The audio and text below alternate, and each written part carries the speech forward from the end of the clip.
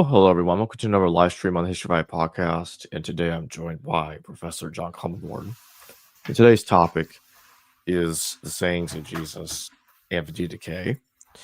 And so that's what we're gonna be talking about today. We're also going to be talking about other related documents as well. I'll have the link to purchase Excavating Q, History and Setting of the Sayings Gospel in the description below and in the pinned comment. And with that being said, John, thank you for joining me today. Thanks. It's always a pleasure to be with you. And thanks for joining me once again. I want to start off with this particular question. What is the Didache for those that are not familiar with it? Oh, the Didache is a very interesting document. It was discovered or published in 1883 by a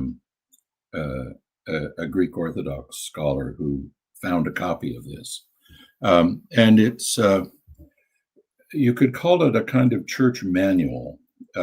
It's clearly a composite document. It probably parts of it are probably from the late first century. Some of it, for reasons I'll explain, is probably about the middle of the second century. But it contains, in addition to what's called a two-ways document, it contains a short tractate on prayer, including a version of the Lord's Prayer that is very, very close to that found in Matthew. It has a couple of chapters on the Lord's Supper. It has a couple of chapters on what one does when a traveling apostle comes and wants to be active in the group, and it ends with a very short apocalypse, which has some interesting similarities with some of the elements in Matthew 24. But it has been called the oldest church manual. We've got church manuals from the 4th century and later than that, but this one has all the marks of antiquity on it, and probably or some of it is at least from the latter part of the 1st century, some from the middle part of the 2nd century. So anybody interested in how Christ groups ran themselves, how they operated, the Didache is a good place to start.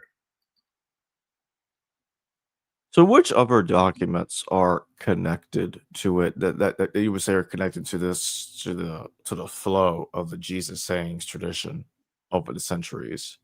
And I think I'll go ahead and put this image up while you talk about that. Okay, the Didache has a little catena of sayings of Jesus in its first chapter, and when it was found, the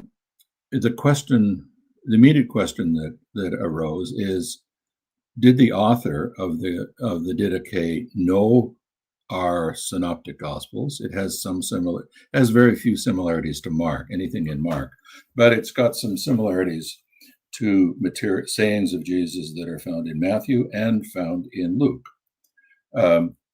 Now, when it was first discussed by scholars after its discovery in 1883, the simplest solution was that it knew the synoptic gospels and it borrowed bits of Matthew, bits of Mark, bits of Luke, and that's what you find in Didache chapter 1. After that, starting in the sort of middle part of the 20th century, there were a number of scholars who looked again at it and came to the conclusion, first, this is Willy Rohrdorf, that the Didache doesn't know the synoptic gospels at all. No connection with the synoptic gospels, which would imply then that it's getting its sayings of Jesus either from oral tradition or from some lost apocryphal gospel that had these sayings in them. That was also the view of Kurt Niederwimmer, who produced a wonderful commentary now available in English in the Hermeneia series, he also argued that the Didache does not have any dependence on Matthew or Luke, notwithstanding that there are some similarities between Matthew and Luke, and Didache's saying. Now, the chart that you see, or the stemma diagram that you see, that Jacob has posted, tells us something, or is an illustration of the pretty complicated tradition history or literary history of the Didache. We actually have a number of documents that are genetically related to the Didache. They have a lot of similarities, but as one does with text criticism, when you're faced with a number of documents that are organically related to one another, by careful comparison of what one has, what another one lacks, the particular way in which one text expresses itself, and are there other texts that take on that imitate that. By that kind of careful analysis, you can start to propose a stemma diagram, that is, how the document itself evolved. Now, right at the bottom, we have a 4th century document that's known as the Apostolic Constitutions, and a comparison of the Didache with the Apostolic Constitutions indicates pretty clearly that the author of the Apostolic Constitutions knows the Didache and copies almost all of it. So the Didache is basically embedded in the Apostolic Constitution. So there's a kind of genetic connection between the two. One, a 4th century document, the Didache, probably 2nd century. Now, you can also work backwards through this stemma diagram. And one of the interesting documents is the Doctrina Apostolorum, which is very close to what Didache 1-6 has, but it's in Latin. Now, what's interesting when comparing the two is that the Didache has in chapter 1 this little catena of sayings of Jesus. The Doctrina Apostolorum doesn't have it at all. That is, it skips over from the first 2 sentences of what we find in the Didache, and it jumps all the way over to the beginning of chapter 2, passing over this collection of sayings. We have another kind of strand of the Didache tradition found in the canons of the Holy Apostles and the Epitome, and which seem to go back to what I've labeled gamma. That is, these Greek characters just stand for a kind of hypothetical predecessor of 2 documents that seem to be related to one another.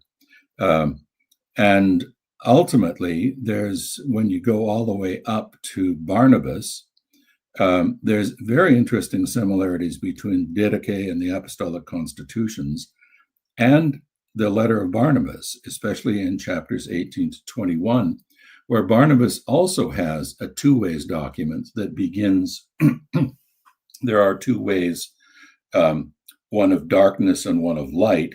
The Didache puts it differently. It says there are 2 ways, one of life and death. That's also the way the Apostolic Constitutions puts it. Now, what we find in the Barnabas is nowhere nearly as extensive as what's in the Didache. Barnabas doesn't have these instructions on prayer or on the Lord's Supper or on what you do with apostles or so forth. It just has this 2 ways document.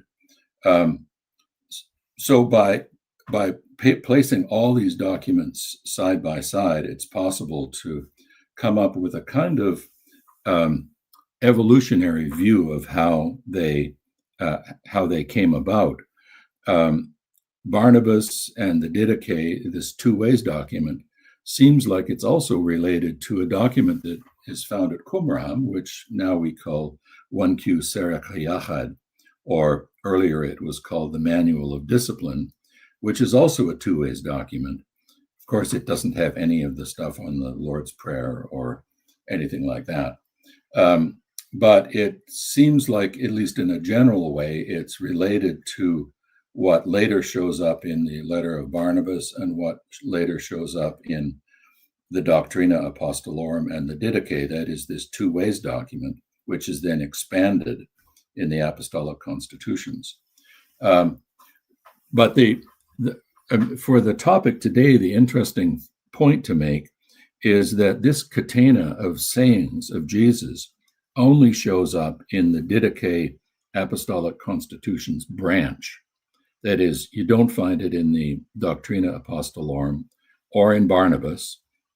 So it seems to have been a kind of add-on at some point in the evolution of what is now the Didache, such that an earlier document that simply began with this two-ways schema. There are two ways, one of life or death, or one of darkness and light. And then it goes to elaborate the way of life is this way, the way of life is that way. And at some point then, prior to the Didache, or maybe by the composition of the Didache itself, an author adds this collection of sayings of Jesus. As I said, when the Didache was found, we had a number of hypotheses about where do these sayings of Jesus come from? Do they come from oral tradition, unrelated to Matthew and Luke? Do they come from some otherwise lost apocryphal text which had those sayings and the author of the Didache has simply plugged them in right after the introduction of the two ways? Or is it the case that the Didache shows some knowledge of Matthew's gospel or Luke's gospel or both? So that's the kind of problem that the Didache proposed to scholars, and there's been a number of scholars. I mentioned Niederwimmer, I would say Clayton Jefford, who's just about to come out with a wonderful commentary on the Didache in the Anchor Bible series. So lots of people have struggled with this problem. One scholar named Richard Glover in 1958 wrote an article arguing that this collection of sayings of Jesus in Didache 1.3 to 2.1 actually comes from Q. And that's why it has both Matthean and Lucan features and no Markan features. Now, as someone who has a big investment in Q, it would be lovely for me if I were convinced that I was right, and because that would give us a kind of an additional attestation of the existence of Q, or at least that some early second century author has picked up a bit of Q and plugged it in to the Didache at this point. I mean, as it turns out, I'm not convinced of that. I don't think that Glover was right and that this came from Q. And I also don't think that it's right that these sayings come without the mediation of Matthew and Luke. And we can talk about that a bit later, but this is sort of the problem that the Didache presented. Where do those sayings of Jesus come from? It's pretty clear that they enter the Didache stream of tradition before the Apostolic Constitutions, probably before the composition of the Didache itself, but after Barnabas, after the Jewish Two Ways document, and after the Doctrina Apostolorum sort of hives off and goes on its own way. Do you think that the Didache knew our Gospels? Yes. So I'm not the first to propose this. This Helmut Köster in his doctoral dissertation in 1956, and one of Köster's students, Bentley Leighton, also argued this. Now, the reason for that conclusion is as follows. Normally, if you want to show that a particular document, let's call it document B, knows document A, where there's a lot of similarities, what you would look for are elements that are clearly editorial in document A that also show up in document B. That is, B betrays knowledge of document A because B has inadvertently picked up some editorial elements that the author of A added. So this is, that is, or to put it a little differently, document B shows the editorial fingerprints of the author of A. So that's the kind of thing that one looks for. That is, so we engage in a careful line-by-line comparison of the Didache's formulation of sayings of Jesus and ask, do any of the Didache's formulation pick up what are pretty clearly Mattheanisms, that is, elements of the editor of the Gospel of Matthew and the way the Gospel of Matthew presents sayings of Jesus, or does it show evidence of having seen Luke's version of a particular saying? And at least in one case, I think the answer is yes. The author of the Didache knows a Lucan formulation of sayings, of particular sayings. There's about 6 different sayings in this little catena of saying, Jesus sayings. And in several cases, it's actually pretty hard to tell whether the Didache has picked up editorial features of Matthew and or Luke. And if that were consistently the case, that is, if you couldn't find any instances where the Didache had a Lucanism or had a Mattheanism, then I think you might want to go to Niederwimmer's position or Rohrdorf's position, namely that the Didache is not obviously literally dependent on Matthew and or Luke, but comes from the same kind of tradition that they came from. But if you find, let's say, a Lucanism that's pretty clearly a Lucanism, then I think you're compelled to say the Didache knows Luke. It might not know Matthew, but it does know Luke. And I can give you one instance where I think it's pretty clear that the Didache knows Luke. So in Didache 1:4, we find, let me just read it in the Loeb version. If a person smites you, the Loeb Classical Library uses good King James English. If any man smites you on the right cheek, turn to him the other cheek also, and you will be perfect. And if a person impresses you to go with them 1 mile, go with them 2. And if anyone takes your coat, the word is a himation, which means your outer garment, then give him your chiton, that is your inner garment as well. And if a person wants to take from you what is yours, do not refuse him, even if you can.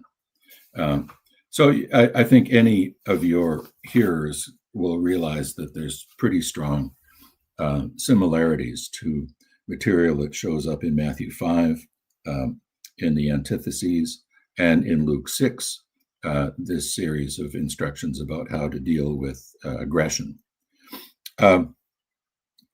Now, there is one element that the Didache has that Luke doesn't have at all, and that is if someone conscripts you to go a single mile, go with him 2. Now, that's a saying that also shows up in Matthew. That's Matthew 5:41. It's not in Luke at all. Now, that could mean that that the Didache knows Matthew and knows that Matthew has added to Q this saying about conscription. The problem is that it's not actually clear that Matthew has added this saying about conscription to Q, as opposed to Luke deleting it from Q. Now, that is, when you find, this is what's called special material in either Matthew or Luke. That is material, a saying or a part of a saying that Matthew has that Luke doesn't have, or that Luke has that Matthew doesn't have in a Q context. And there's a bunch of these sayings. But I think we have to ask the question, is it more likely that Matthew added this to Q? And if so, then the fact that the Didache has it is a Matthean fingerprint, tells you that that the Didache has seen Matthew. Or is it possible that Luke has deleted the saying? In this case, I think an argument can be made for Luke deleting the saying. What the saying refers to is military conscription. That is, when legions were in the field, they were able to conscript, that is, to force indigenous people to use a pack animal, to take a pack animal to transport goods from one place to another, or force them into service. Military legions had the ability to do that, but they only had but we don't have legions stationed in what are called the senatorial provinces, which include Rome itself.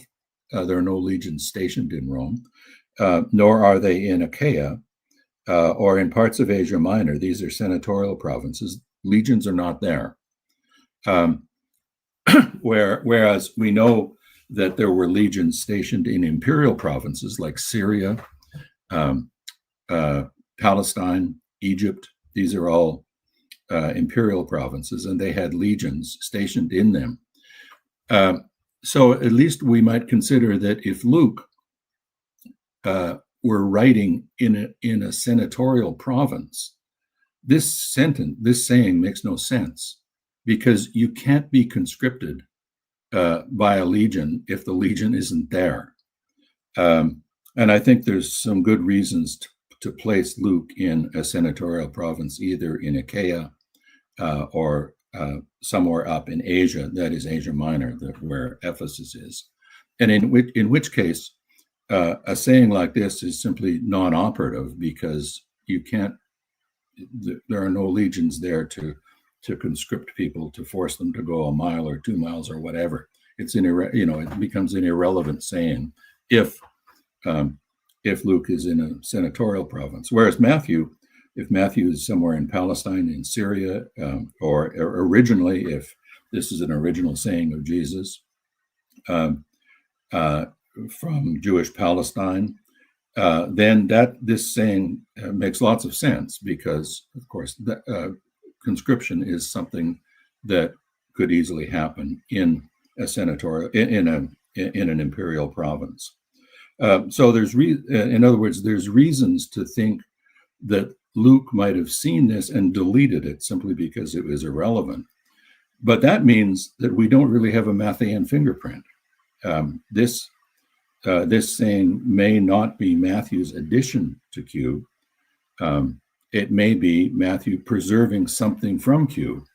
And that's, in fact, how the International Q Project judged this problem. That is, if you look at the IQP's construction of Q6, you will see this text from Matthew 5:41 is there.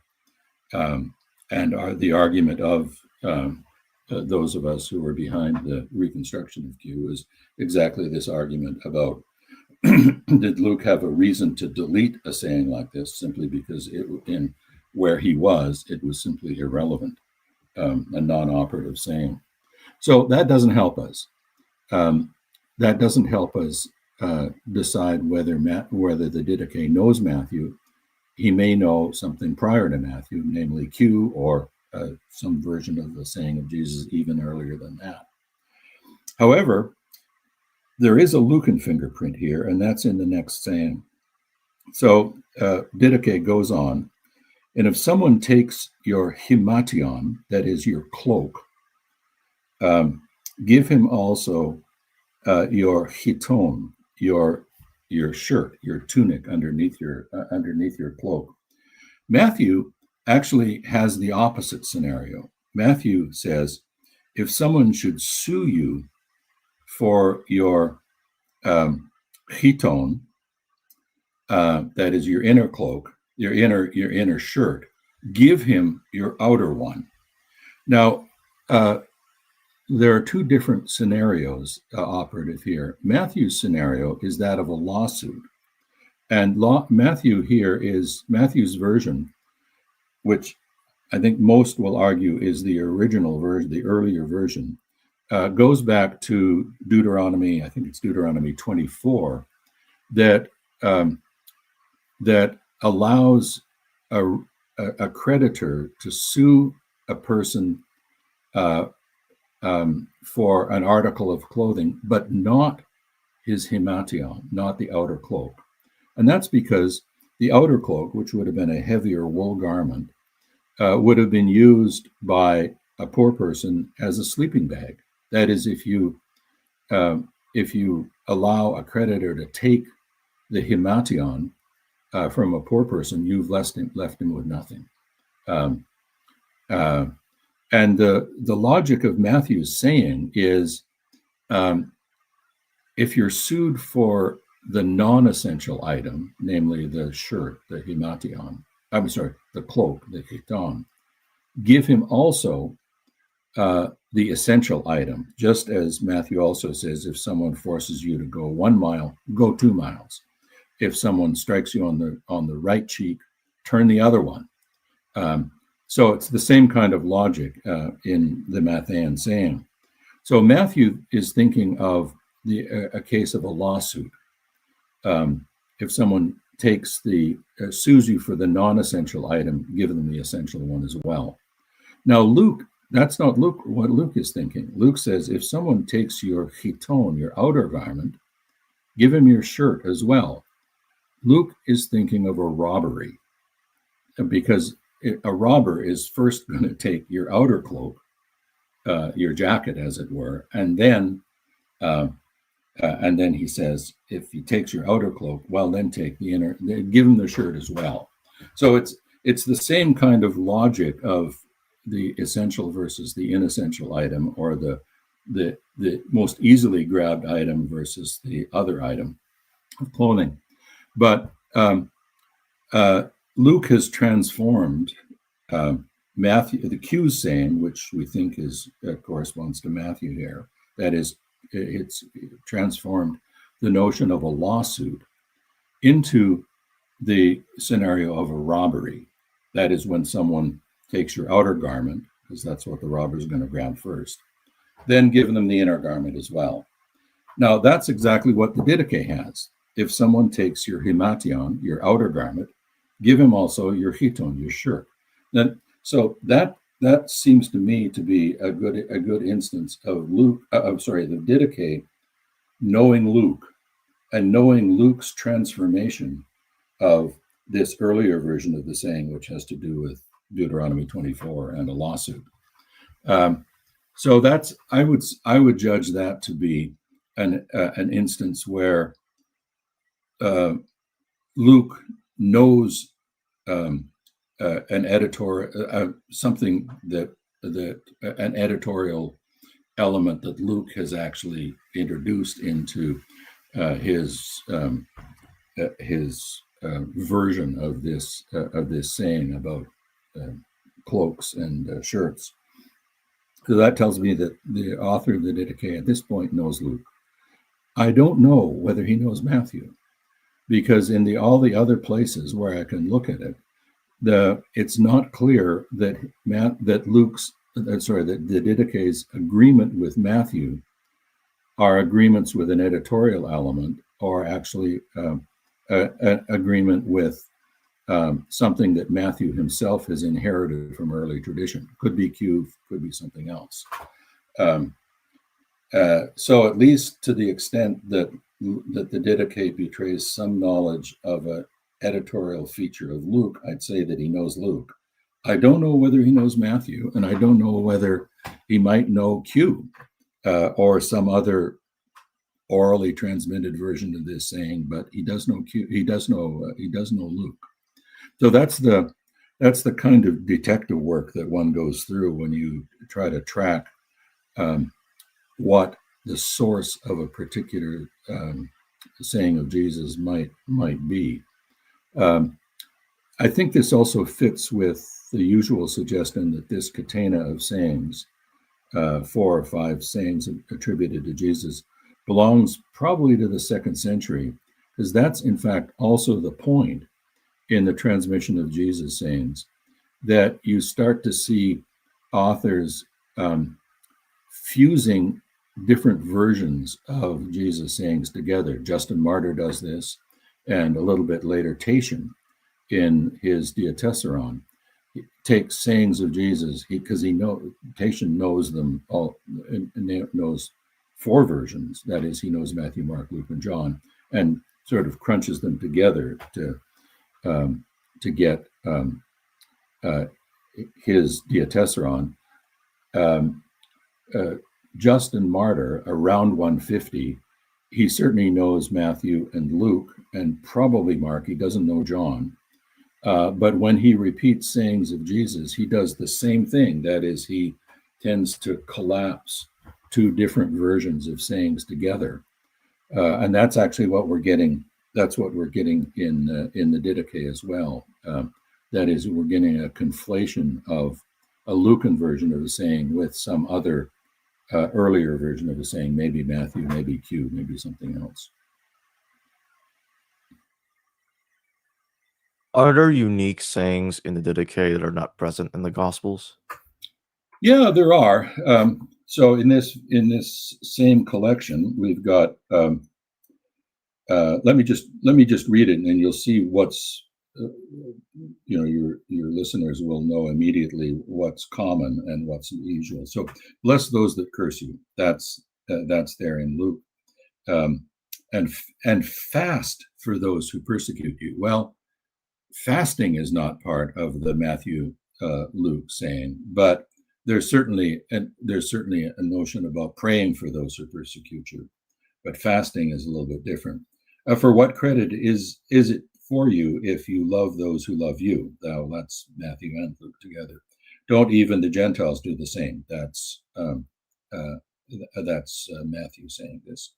But the author of the Didache adds, do not even the Gentiles do the same. For your part, love those that hate you, and you will have no enemy. That last sentence, and you will have no enemy, is not found in Matthew and Luke. It looks like it's a kind of extension of Matthew and Luke. Abstain from carnal and bodily lusts. That's not in Matthew or Luke at all. That looks to me like a bit of a Stoic saying, where the real villain in human existence for Stoics is epithumia, that is desire, which gets translated here as lust. Abstain from carnal and bodily desires. As I say, that's not in Matthew, not in Luke, it's attributed. It's attributed to Jesus here. If a person strikes you on the right cheek, turn the other cheek as well. That looks like it's Matthew. And you will be perfect. Well, that notion of perfection certainly is there in Matthew. If someone forces you to go 1 mile, go for 2, that's Matthew 5:41. If someone takes your coat, give him your shirt also. That's Luke. And that's Luke's transformation of this saying about coats and shirts. If anyone wants to take from you what is yours, do not refuse them. That's common to Matthew and Luke. Give to everyone who asks, and do not refuse, for it is your Father's will that we give to all the gifts that we have received. That's not quite Matthew and Luke, but you can see at least it's a plausible extension. Blessed is the one who gives according to the commandment, for he is innocent. That's not Matthew and Luke. That looks like it's a kind of extrapolation. And then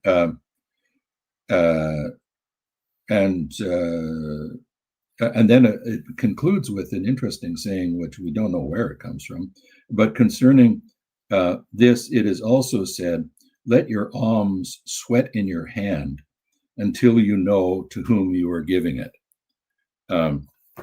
That actually sounds a little bit contradictory, because the previous command has been to anyone who asks you, give. And then the final sentence is, keep the money in your hand until it sweats, until you've decided who you really ought to be giving it to. That sounds like it's kind of retracting this notion of free giving. So there are some, looks like some additions or extrapolations or developments of Jesus' sayings that are found in this catena of sayings in Didache 1. But you also can hear pretty easily that some of the materials are very similar to what Matthew, Luke have, that is what Hugh has. Some of the sayings have pretty strong connections with Luke's formulation of the saying. Others have some interesting similarities with sayings that Matthew has. Do you think the Didache was written in multiple stages, or was it written in one go? No, I think it's pretty clear that it's written in multiple stages, and the stemma diagram, I think, indicates that. This catena of sayings is plugged in at some point in the tradition history of the Didache. There's also a point at which, so if you compare Barnabas to the Didache, especially in the elaboration of what Barnabas calls the way of darkness and the way of light, and what the Didache calls the way of life and the way of death, if you compare that, compare the two, one of the things that becomes immediately obvious is that the Didache's version has organized its list of virtues and vices around the structure of the Ten Commandments. That structure isn't obvious in Barnabas at all. You get a series of vices and a series of virtues, but somebody prior to the Didache's version has taken Barnabas's set of virtues and vices and organized them in such a way that then they now conform to the structure of the 10 words, the 10 commandments. And there's other material in the Didache that has strong relationships to Matthew's apocalypse in 24. Though it's what you see in the Didache is some materials whose closest parallels are probably from the Manual of Discipline at Qumran, others where there's connections to either Matthew or Luke. There's liturgical materials and instructions about traveling apostles, which doesn't have any obvious connections with gospel material, but doesn't appear in the Manual of Discipline at all. So it's the Didache can be kind of disassembled into probably 5 or 6 different phases of composition, each of which has added a bit, and each of which has a different kind of relationship to the canonical Gospels. The final version of the Didache uses the term euangelion as it is in the euangelion, the Gospel, and it seems to be referring to Matthew at that point. It doesn't actually quote Matthew, but I think that's the best hypothesis, that the very final stage, whoever puts the Didache together into its its component parts into a final document. By that time, they know the Gospel of Matthew, and they refer to it as the Gospel. Do you think that the Didache tradition could have begun with that Dead Sea Scroll that talked about the two ways? Could that be seen as like a proto Didache? Yeah, I think so. If you rate, this is a Manual of Discipline, I think 313 to 426, and it has the same structure as the Doctrina Apostolorum and the first part of the Didache, namely, it begins by saying there are two ways. Now, in the Manual of Discipline, the two ways are two angels, an angel of light and life, and an angel of death. And then you get an elaboration of the way of life and the way of death, and then a conclusion. So that's the basic structure of that part of 1QS. And you can simply line it up on a page, on the left-hand side of a page, and put the Didaches, chapter 1 to 6, beside it, and you'll see that there's a lot of similarities. It looks like it's another way of it's another development of that two ways tradition. This two ways tradition, by the way, is also found in Greek didactic literature. It's called the choice of Heracles. Heracles is walking down the road and is faced with two women who lead to two different paths. One's the path of luxury and pleasure, and one is the path of hardship and learning. And of course, you know which one he's supposed to take. He's supposed to take not pleasure and luxury. But so this metaphor that there is a fork in the road, two ways, two paths, or two roads, is a common didactic trope, and it shows up in Manual of Discipline. It's in Barnabas. It's in Didache 1 to 6. So there's some kind of a relationship between Manual of Discipline and these other didactic documents.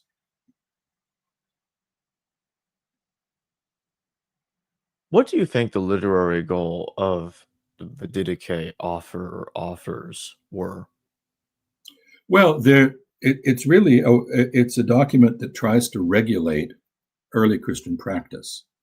So it begins with this two ways trope, but then you get a whole series of basically do's and don'ts. Here's what a Christian moral life consists of: telling the truth, not stealing, being generous towards fellow members in the group. Here's the way of death. Here's all the opposites of it.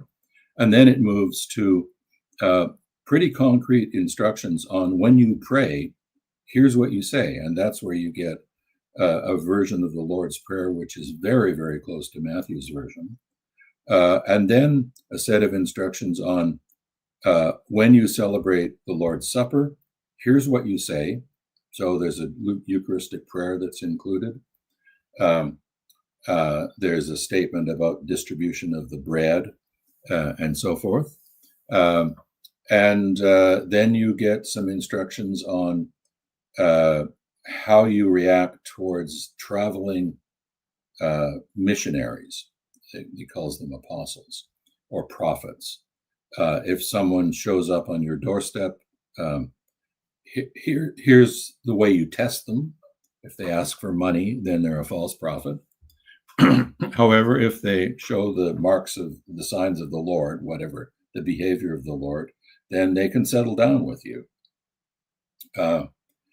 And appoint for yourselves bishops and deacons, or elect for yourselves bishops and deacons. And so it's giving you a whole kind of instruction on how a Christian group should be run, both the moral requirements that they aim at, but organizational requirements as well. So it's really a kind of church manual. And the later iteration of this in the Apostolic Constitutions is an even more detailed explanation of what Christian communities are supposed to look like and what they're supposed to do how you govern yourselves, how you face certain kinds of problems. This is not unlike the kinds of documents that we've got both in papyri and inscriptions from Greek and Roman associations, where they similarly give you a kind of rule book of how the group is to run, how leaders are to be chosen or elected, what kind of conduct is expected of members. So it's in many ways similar to a number of other documents from Greek and Roman cults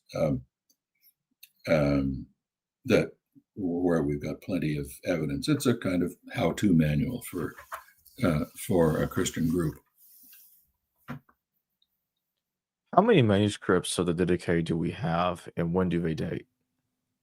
We've only got one. Well, we got one complete one. This is, I forget the date of it. I think it's around the 12th or 13th century. This is the one that Brennanius found in 1883. And we've got then very short fragments from Oxyrhynchus of parts of the Didache, actually parts of 1 to 6. And there's a Coptic fragment that contains a part of the Eucharistic prayer. So as far as full documents, we've only got a single document, and that's this late medieval document in Greek. And then we've got, just tiny fragments in Greek and Coptic that are much earlier. What did the church fathers say about the Didache? I think it's meant by one or two. I don't remember whether Hippolytus mentions it. Doesn't quote enough of it to know whether he's actually looking at this document. But we've got the apostolic constitutions from the 4th century, which, as I say, has basically absorbed almost all of the Didache into it and expanded it. So whoever writes the apostolic constitutions clearly knows the Didache and has basically just plagiarized most of it. But it's as far as I know, if it's mentioned at all, it's not mentioned very commonly. One would wish that Eusebius, for example, had mentioned it, or Irenaeus. I think there's an allusion in Hippolytus to it, but I don't remember exactly. We have a super chat question from iFishNetai. Thank you for your super chat. Were many of the followers of Jesus likely Essenes? I don't think so. That is, if what we know about the Essenes comes principally from Josephus and from Philo, both of whom talk about this. And if we assume that the authors of the Dead Sea Scrolls, the Manual of Discipline, or the Cairo-Damascus Covenant were Essenes, then I think it's pretty hard to square the emphasis in the Manual of Discipline, and especially CDC, the Cairo-Damascus Covenant, and its insistence on absolute purity. It's pretty hard to square that with anything that we know about early Christ followers. They don't seem to have taken on board either the insistence on absolute bodily purity or ritual purity, or absolute insistence on Sabbath observation. So if they were Essenes, they've become something quite different by the time they're in the Jesus movement. And in fact, the differences are so profound that it's pretty hard to make a case that there's any kind of genealogical connection between Essenes and Christ followers. It was once supposed that John the Baptist might have been an Essenes. After all, he's the place where he's baptizing at the at the southern end of the Jordan River is basically within eyeshot of Qumran. And when the scrolls were first found, that was one of the suggestions that was made. Maybe John himself, who's engaged in baptism, and there's certainly many mikvaot, many baths at Qumran.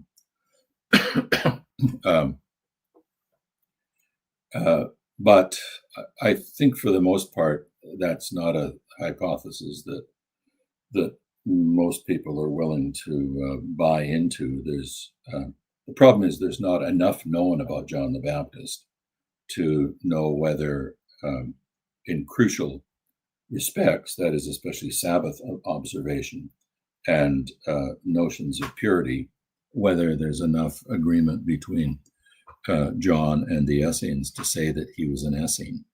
So there's a geographical proximity, but that is not going to that's not going to be a very convincing argument ultimately. Efficient Time, thank you for your number super chat. How early is the first layer of the Didache? That's a really great question.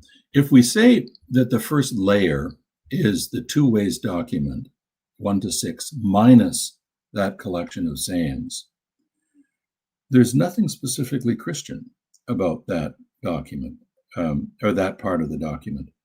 And one of the first authors who worked on this, Jean-Pierre Audet, very large commentary on the Didache, wondered whether the first part of the Didache, that this two-ways document, didn't have a kind of genetic relationship to the Manual of Discipline.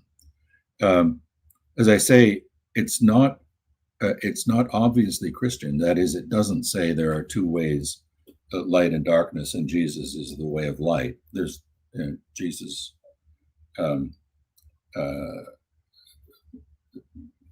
Jesus is just not a main feature in Didache 1 to 6, except in that little collection of sayings attributed to him, which, as I said, I think is an add-on from the 2nd century.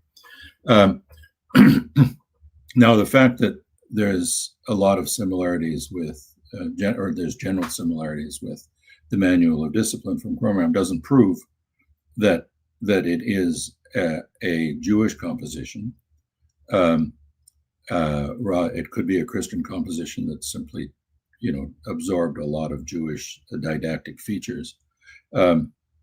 The Hub van de Sant, scholar in the Netherlands, had argued pretty strenuously that the Didache really is ultimately a Jewish document, and there's some good reasons to think that's the case, especially when you look at the two ways document.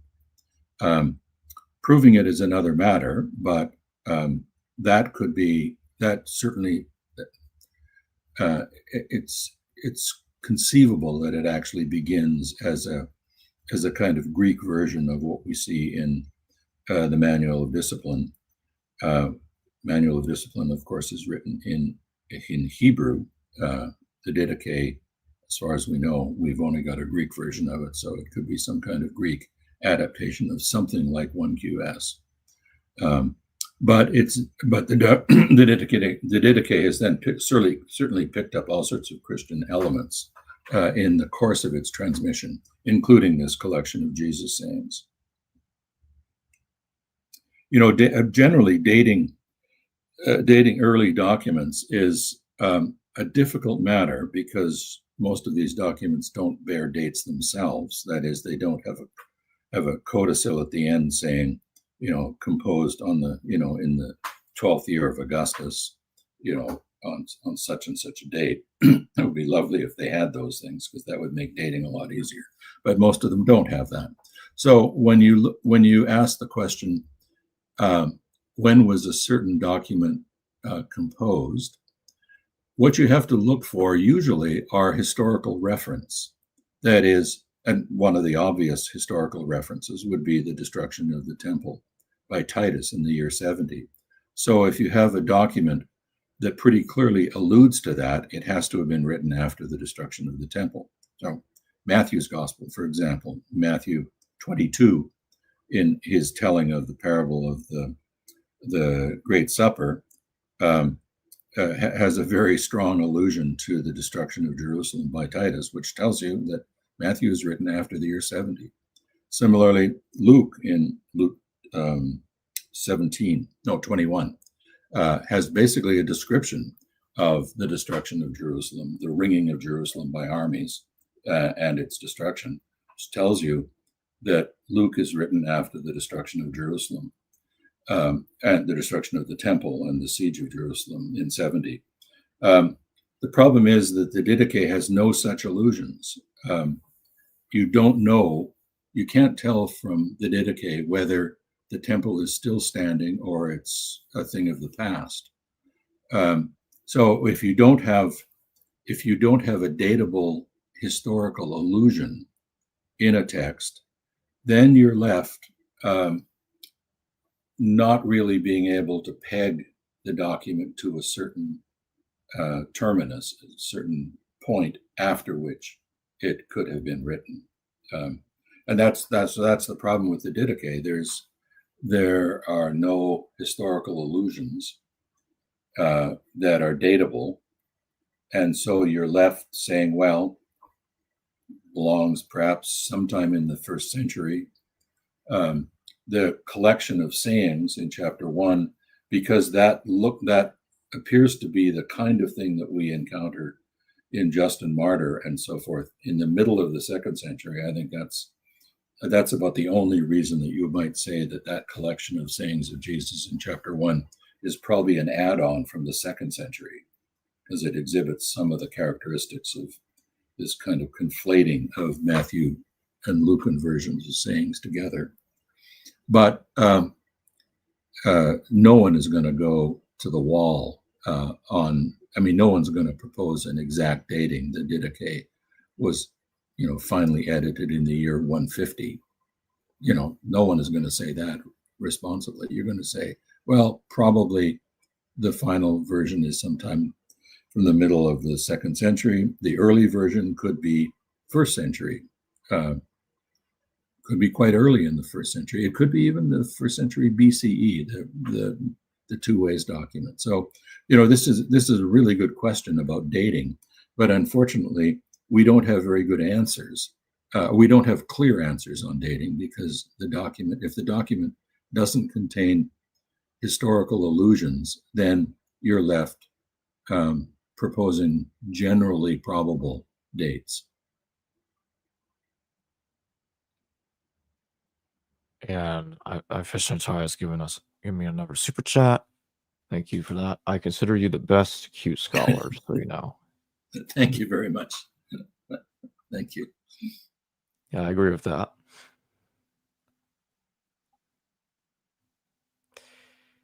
$70x7, thank you for your super chat. Why do you think Mark had no access to Q? I'm not sure that he didn't, but this is another problem. If you line up Q beside Mark, there are a few places where Mark and Q have something similar. So, for example, Q begins with this speech of John the Baptist, who warned you to flee from the coming wrath, bring forth the fruits of repentance, and don't presume to say to yourself, we have Abraham as ancestor. And then it continues with John the Baptist predicting a coming one whose sandals I'm not worthy to stoop down and carry, and he will baptize with you. I baptize with water, you baptize with the Holy Spirit. Now, Mark has a version of the second part of that. That is, Mark doesn't have who warned you to flee from the wrath to come, but he does have this prediction, not of the coming one, but of the stronger one.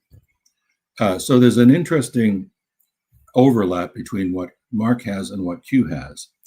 Similarly, both Q and Mark have a version of the parable of the mustard seed. They both have a request for a sign, where in Mark's version, some of the scribes ask, what sign do you do can you produce that you do these things? Q has that too, but it's in Q's version, Jesus answers with, "No sign shall be given except the sign of Jonah, for as Jonah was 3 days and 3 nights in the heart of the earth, so the Son of Man will be 3 days and 3 nights."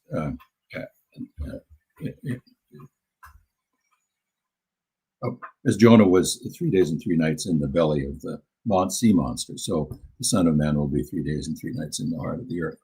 So in all of these cases, Mark has a much shorter version of the overlapped material than Q has. In the case of, say, the parable of the mustard seed, Mark and Q have pretty much the same, but then Q adds the parable of the leaven. So, as I say, in all of these instances of Mark Q overlaps, Q has a longer version with more speech involved. Now, when you see that, there's at least 3 different ways of imagining why Q and Mark are like this. On one hand, you could say, well, Mark and Q simply have developed independently. They've started with some of the same traditions, tradition about John the Baptist predicting Jesus. They've formulated it differently. One is the coming one, Mark is the stronger one. They both have some access to parables of Jesus, but Q has more parables, and Q has developed a kind of more elaborated version of both the request for the sign and the Beelzebul accusation. They both have that. Mark's shorter, Q's longer. So you could say there's 2 different independent developments, Mark and Q. They don't have any relationship to one another. That's one possibility. Then you could say, well, and some scholars have argued this, that Mark actually knows Q, but has deliberately shortened it. That is, Mark sees these longer, more elaborated versions of the overlaps, and for some reason or other has decided to not have John the Baptist's words, to not have the parable of the leaven, not have the saying about Jonah and the Queen of the South. Then you have to come up with a reason why Mark would have eliminated that material. Is there something objectionable about it? I don't think so.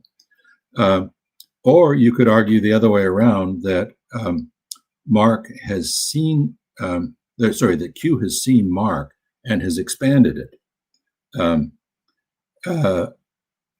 Each of those scenarios has been argued. That is, complete independence of one and the other, and a kind of coincidental agreement that Mark knows Q or that Q knows Mark. I don't think that we have a consensus on this. It would be much easier if we knew the absolute dates of the composition of Mark and Q. That is, if you could show that Q was composed, let's say, in the 50s, and Mark is composed in the 70s, then at least you might incline towards the view that Mark knows Q and for some reason or other has shortened it. But we don't know that. We don't know when Q was composed. I think it's a little bit clearer that Mark is composed right after 70. But until you can date both of the documents, it's pretty hard to establish the vector of relationship. So, it's a really good question that you ask. But this is a place where we don't have a very convincing answer. As much as we would like one, we just don't have one. Slur Knight, thank you for your super chat. How would one write a gospel with intent to form a new religion? Accidental or deliberate? I'm not sure that the people who wrote the Gospels were attempting to create a new religion. If you think about Q is a Jewish document. That is, it proposes I guess you might call it a kind of revisionism of existing Jewish practices. I don't think it's attempting to create a new religion. I don't even think that Paul was trying to create a new religion. He thinks of himself as a Jew, and Jesus is a Jewish Messiah who turns out to have been able to transform the whole cosmos. If you really want, this is a hypothetical question and a hypothetical answer. If you had really wanted to write a gospel that created a new religion, what would you do? I guess you would have to build into it a lot of explicit negative comparisons to the religion from which you start, which, I mean, in our case, we're talking about Second Temple Judaism. You would probably need to explain a dozen reasons why going to the temple is the wrong thing to do, and in tithing and kosher practices and circumcision and so forth are the wrong things to do, and explain why that's the case. We don't really have that. When you look at Matthew represents Jesus as Torah observant. Matthew's view of the Torah is not, well, we should throw it out the window because we're starting something new. His view is heaven and earth will pass away, but not one yud, the smallest letter in the Hebrew alphabet, or one tittle, the crown on a letter, will fall until these things are completed. And when he treats Jesus in relationship to Shabbat, he treats Jesus as Torah observant. That is, he offers a legal interpretation of his actions that make the point that his actions are coherent with Torah. That's not starting a new religion. That's Matthew offering a kind of a messianic version of Judaism.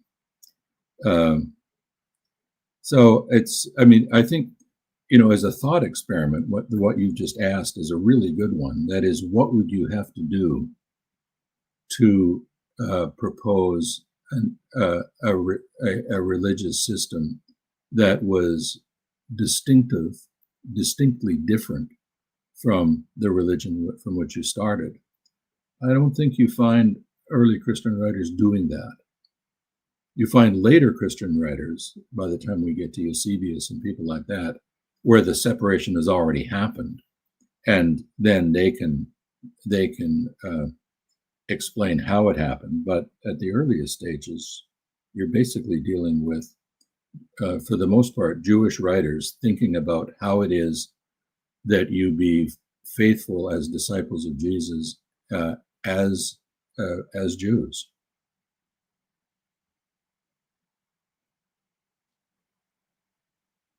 Super chat. Efficient type. Thank you for your super chat. Great insertion and great deletion proves Q to me. Thank you. Do you think that the Didache knew Acts and in my final question, on top of that, do you think the discussion of the way in Acts could be connected to the two ways? I hadn't thought of that. Yeah, this is a curious title that Acts gives to following Jesus. He calls it the way. To tell you the truth, I haven't thought of this connection. There is a little bit of a conceivable connection. That is, the Brennanius manuscript of the Didache entitles it